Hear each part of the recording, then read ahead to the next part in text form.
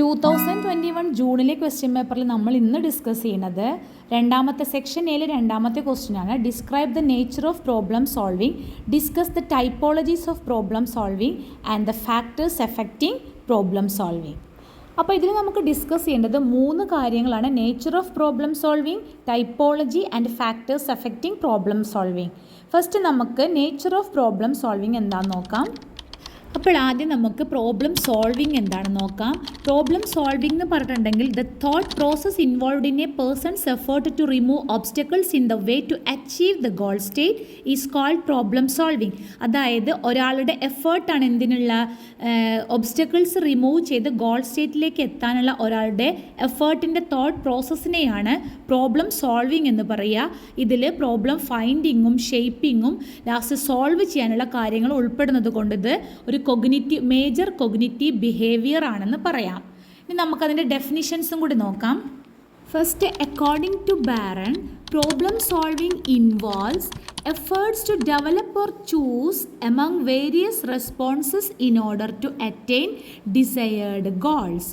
Desired ഗോൾസിലേക്ക് എത്താൻ വേണ്ടിയിട്ട് ഡെവലപ്പ് ചെയ്യുകയോ ചൂസ് ചെയ്യുകയോ ചെയ്യുന്ന റെസ്പോൺസിനെ ഡെവലപ്പ് ചെയ്യുകയോ ചൂസ് ചെയ്യുകയോ ചെയ്തതായിട്ടുള്ള എഫേർട്ടുകളെയാണ് പ്രോബ്ലം സോൾവിങ് എന്ന് പറയുന്നത് എന്നാണ് ബാരൺ പറയുന്നത്. രണ്ടാമത്തത് വിറ്റിംഗ് ആൻഡ് വില്യംസ് പറയുന്നത് problem solving as the use of thought process to overcome obstacles and work towards goals.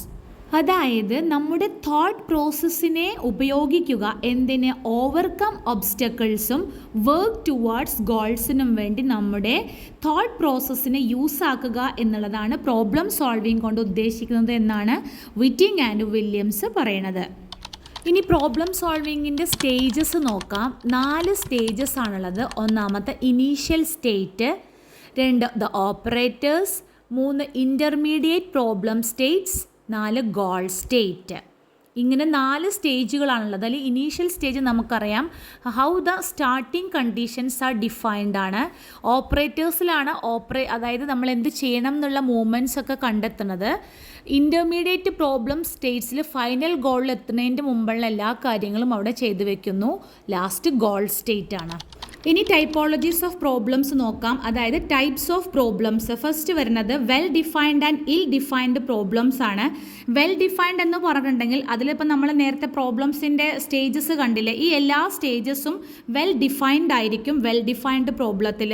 ഇൽ ഡിഫൈൻഡ് ആണെങ്കിൽ അതിൻ്റെ നേരെ ഓപ്പോസിറ്റ്, അതിലൊന്നും ക്ലിയർലി ഡിഫൈൻ ചെയ്യാത്തതായിരിക്കും ഇൽ ഡിഫൈൻഡ്. അടുത്തത് പ്രോബ്ലംസ് ഇൻഡ്യൂസിങ് സ്ട്രക്ചർ ആണ്. ഇതിൽ a person must identify the existing relationship among the elements presented and construct a new relationship.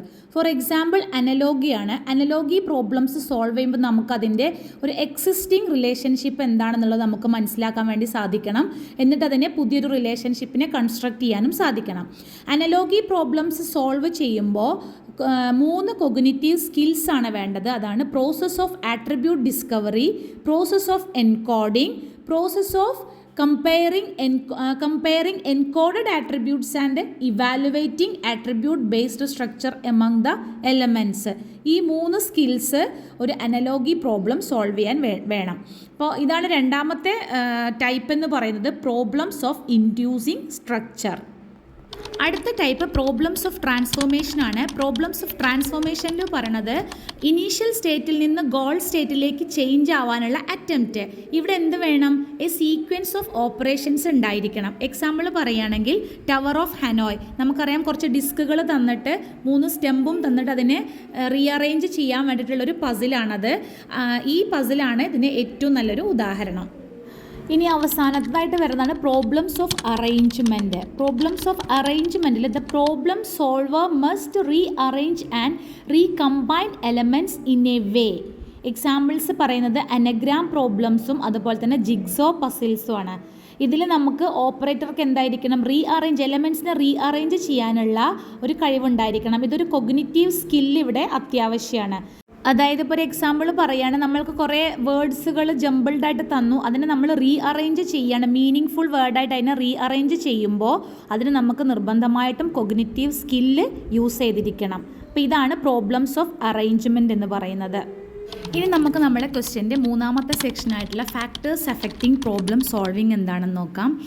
ഇനി ഇതിൽ ഫസ്റ്റ് നമുക്ക് നോക്കേണ്ടത് ഒരു പ്രോബ്ലം സോൾവ് ചെയ്യുന്നതിന് 2 ക്രൈറ്റീരിയകളുണ്ട്. ഒന്നാമത്തെ time taken in solving the problem, രണ്ടാമത്തെ probability of getting the solution.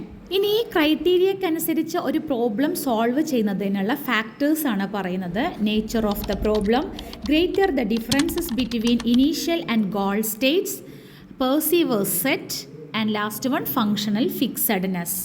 അപ്പോൾ നേച്ചർ ഓഫ് ദ പ്രോബ്ലം എന്നുള്ള ഒന്നാമത്തെ ഫാക്ടറിൽ പറയുന്നത് പ്രോബ്ലത്തിൻ്റെ മാഗ്നിറ്റ്യൂഡ്, അതുപോലെ തന്നെ difficulty level of the problem ഒക്കെ ഇതിൻ്റെ പാർട്ടായിട്ട് വരും. അതൊരു എഫക്റ്റിംഗ് ഫാക്ടറാണ്. അതുപോലെ തന്നെ ഇനീഷ്യൽ സ്റ്റേറ്റും ഗോൾ സ്റ്റേറ്റും തമ്മിലുള്ള ഡിഫറൻസ്, അപ്പോൾ നമുക്കതിൻ്റെ ഗോളിലേക്ക് കറക്റ്റ് എത്തിപ്പെടാൻ സാധിക്കാത്ത രീതിയിൽ അത് പ്രോബ്ലം സോൾവിങ്ങിനെ എഫക്റ്റ് ചെയ്യുന്നു.